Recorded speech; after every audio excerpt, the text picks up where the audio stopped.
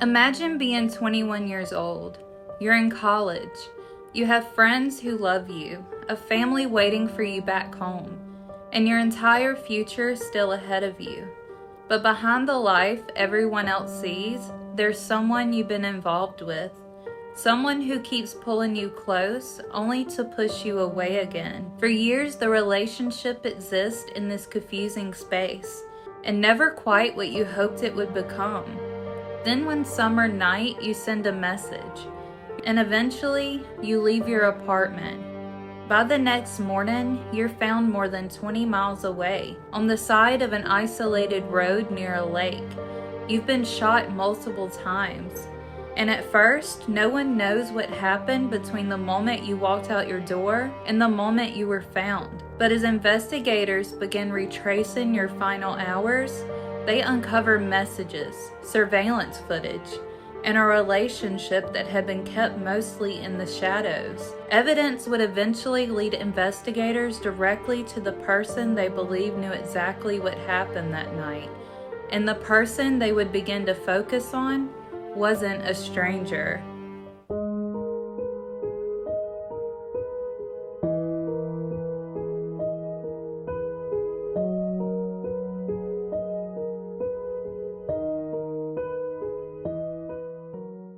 Hey everyone, welcome back to my channel. If you don't already know me, I'm Bree, and for me, true crime isn't just entertainment, it's personal. My Pawpaw Peanut was murdered, and his case remains unsolved to this day.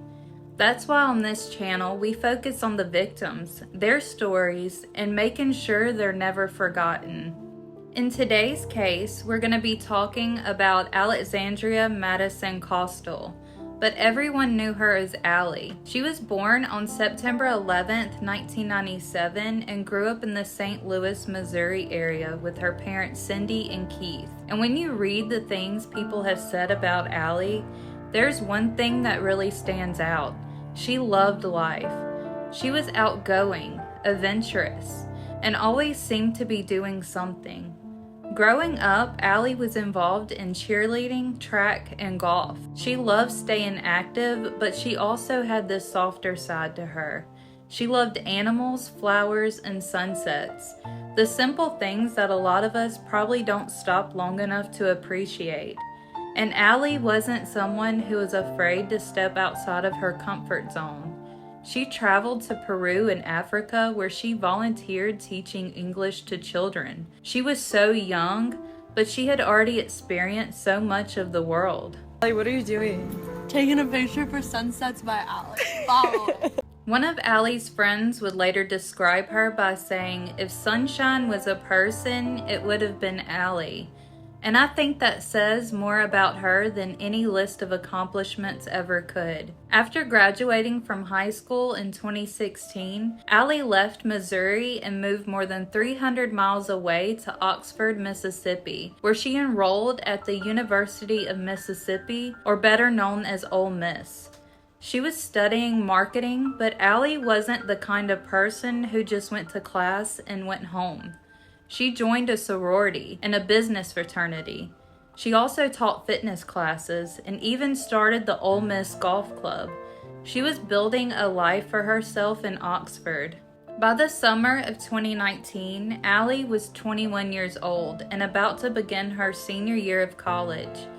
She was supposed to graduate the following spring, and like most people her age, she was probably thinking about what came next, where she would live, what kind of career she would have. All of those things you're supposed to have time to figure out. That summer, Ally stayed behind in Oxford to take classes while many other students went home. On Friday, July 19th, 2019, she went about her day with no way of knowing that by the time the sun came up the next morning, everything would change. That Friday started like any other summer day. Ally was still in Oxford taking summer classes, and later that evening she made plans to meet up with friends. Although the university was quieter during the summer, there were still plenty of places around the square where students could go to have a good time. That night, Ally and her friends headed to a local bar called Funky's. From the outside, nothing about the evening seemed unusual. But as the night went on, Ally began trying to get in touch with someone she knew, the same person she had been involved with in a complicated on and off again relationship for years. Ally sent messages asking to see him, but as the night went on, she wasn't getting the response she wanted. At 11:52 that night, surveillance footage captured Ally leaving the bar. She took an Uber home and arrived safely just after midnight. And this is where the timeline begins to become much more important, because even though Ally was home, her night wasn't over. She continued trying to reach the person she wanted to see. And sometime in the early morning hours of Saturday, July 20th, Ally left her home again, alone. Exactly where she believed she was going and what she believed was going to happen when she got there would become one of the most important questions in the investigation. Because sometime after Ally left home, she disappeared. Hours passed, morning came, and more than 20 miles away from Oxford, a Lafayette County Sheriff's deputy was driving through an isolated area near Sardis Lake. At around 10:20 that morning, the deputy noticed something near the road. At first, it may not have been immediately obvious what he was looking at, but when he got closer, he realized it was a young woman. She was lying near the edge of Buford Ridge Road, and she wasn't moving. The deputy stopped, and within moments, what had begun as a routine Saturday morning patrol became the beginning of a homicide investigation. The young woman had been shot multiple times. There was no vehicle nearby, no obvious explanation for how she had gotten there, and no immediate answer for who had left her in such a remote place. Investigators were called to the scene, and before they could begin figuring out what had happened, they first had to figure out who she was. It wouldn't take long. The young woman lying near that road was 21-year-old Ally Kostial, the college student who had been out with friends just hours earlier was dead. And back in Oxford, the people who loved her were about to receive news that would change their lives forever. But for investigators, the questions were only beginning. How had Ally gotten from Oxford to this isolated road? Who had she been with? And what had happened during those missing hours? To find the answers, they would have to go back to the last night of Ally's life and start retracing every step. Investigators now had to answer one question. What happened to Ally after she left her home that night? And to figure that out, they began working backwards. They spoke with the people who had last seen her. They looked at surveillance footage. And when investigators searched Ally's home, they found something that would become incredibly important: her Apple Watch. Ally's phone was gone, but the watch had preserved some of her messages. And those messages gave investigators one of their first major leads. They showed that during the final hours of her life, Ally had been communicating with a young man she knew, someone she had a history with, and someone she had been planning to see. Now investigators needed to know whether the two had actually met. And to answer that question, they began piecing together not only Ally's movements, but his. And the more they looked, the more concerning the timeline began. Because while investigators were trying to understand how Ally had ended up more than 20 miles away near Sardis Lake, they discovered that the person she had been trying to reach had also been moving through Oxford that night. Someone connected to Ally. Their movements would become a key part of reconstructing her final hours. And then investigators learned something else. After Ally was found dead, this person had left Oxford. Now, none of that alone proved he had killed her, but investigators had questions, and they needed to find him. The search would eventually take them away from Oxford and into Tennessee. Less than 2 days after Ally's body was discovered, authorities located the young man they had been looking for at a gas station in South Memphis. And when they found him, he was reportedly wearing the same clothes he had been seen wearing around the time that Ally disappeared. Clothes that investigators would later note appeared to have blood on them. Inside his vehicle, investigators would find something else, a weapon. As they continued digging into his recent activity, another troubling detail emerged. Just days before Ally was killed, he had posted a photograph of himself on social media, holding what appeared to be a handgun. At this point, the person Ally had been trying to reach was no longer just someone investigators wanted to speak with. He was quickly becoming the center of the investigation. And the person from Ally's final messages wasn't a stranger. It was Brandon Thiesfield. So who was Brandon? And what exactly was his relationship with Ally? Like Ally, Brandon was a student at Ole Miss. The two had met during their freshman year of college and over the next few years became involved in an on and off again relationship. But depending on who you asked, the relationship seemed to mean very different things to each of them. According to Ally's friend, she cared deeply about Brandon. She hoped that eventually whatever was happening between them would become something more. But Brandon reportedly didn't want a serious relationship. Their relationship remained casual, private, and complicated. They would spend time together, then stop talking, only to reconnect again later. And according to those close to Ally, this pattern continued for years. Friends said they didn't always understand why Ally kept going back to him. But feelings aren't always easy to turn off. And despite the uncertainty between them, Ally continued to care about Brandon. By the summer of 2019, something had changed. In the weeks leading up to Ally's death, the messages between the two had taken on a much more serious tone. Ally was trying desperately to reach him. She wanted to see him, and she wanted to talk. And whatever she needed to discuss, it apparently couldn't wait, because behind those messages was something Ally believed could change both of their lives. Something she had been trying to tell Brandon. And as investigators dug deeper into their conversations, they uncovered the reason Ally had been trying so hard to reach Brandon. The messages revealed a relationship far more complicated than most people realized. This wasn't just about their relationship. Ally believed she might be pregnant, and she believed Brandon could be the father. In the days leading up to her death, Ally had been trying to talk to him about it. She sent him messages. She tried to get him to meet with her, and at one point she sent him a photograph of a home pregnancy test that appeared to be inconclusive. But Brandon didn't respond the way Ally had hoped.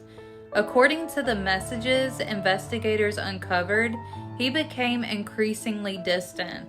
Ally, meanwhile, continued trying to reach him. She wanted to talk face to face.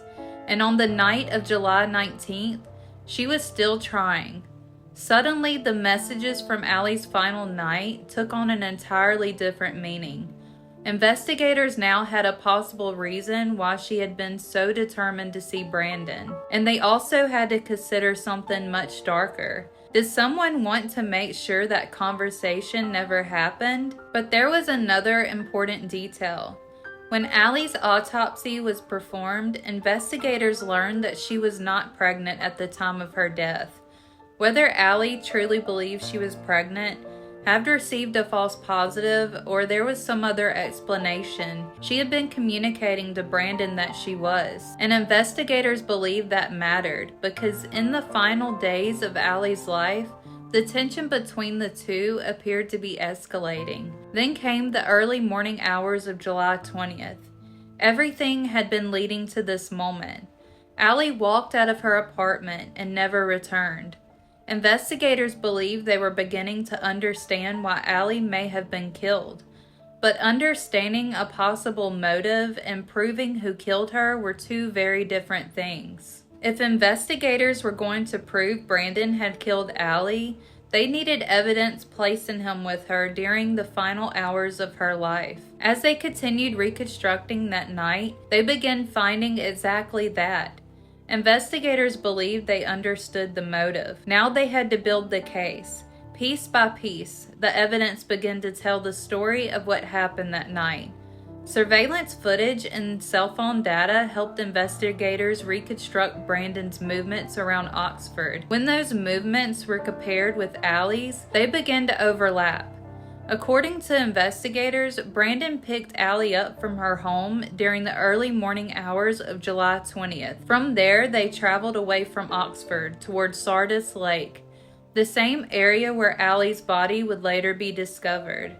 Investigators also examined the handgun recovered from Brandon's truck. Ammunition in his possession was consistent with the type used in the killing. But investigators uncovered something else. Something that made the days leading up to Ally's death even more disturbing. They began looking at Brandon's internet search history.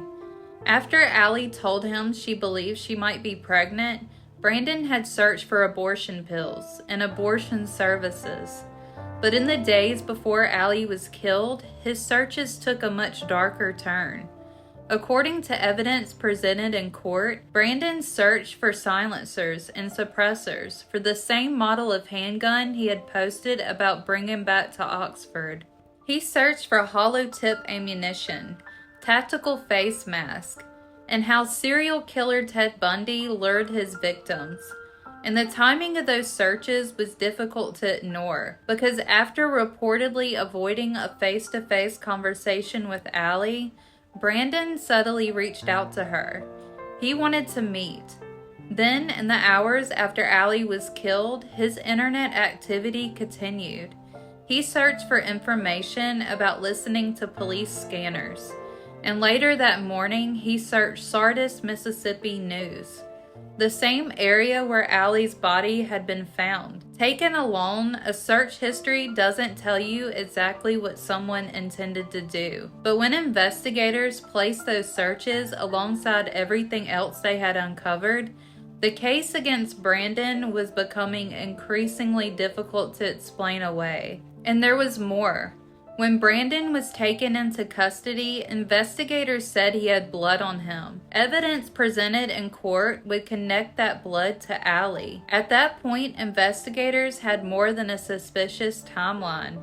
They had physical evidence connecting Ally to Brandon. When investigators stepped back and looked at everything together, the timeline, the location, the searches, and the physical evidence, the picture became clear. On July 22nd, just 2 days after Ally's body was discovered, he was charged with Ally's murder. But even with an arrest, one question still remained. What exactly happened on that isolated road near Sardis Lake? For more than 2 years, Ally's family would wait for an answer.